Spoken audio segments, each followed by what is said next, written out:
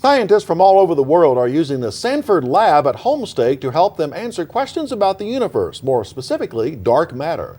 In our Coda News Extra 4850 Deep Science, Taisha Walker takes a nearly mile underground trip to explain how a certain gas could yield the answers.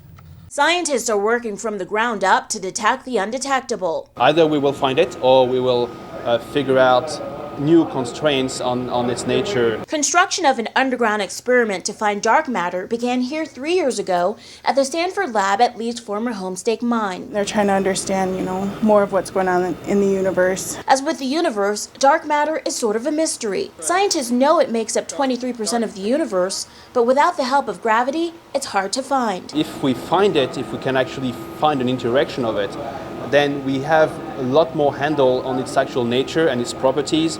And without that, there's really not much more we can do than say it exists. And we would really like to say a lot more. Scientists working on the Large Underground Xenon or LUX experiment are now a step closer to finding dark matter. They filled their detector with xenon, a gas they've cooled to its liquid state. The detector sits inside this 72,000-gallon tank. We use a large tank of ultra-pure water to shield the detector. We need to go deep underground because a lot of the radioactivity at the surface comes from cosmic rays. Now that the xenon is inside the detector, we will circulate it, purify it inside the detector for a few weeks, and then we will start taking dark matter data. The LUX experiment will run for a year. Scientists will have to analyze and verify the data, but if all goes well, this could be the team that cracks a universal mystery. And when LUX is done, there will be more research ahead. We have a design that we're building to how we would build the next generation of dark matter experiment. The future experiments will use the same water tank in the same lab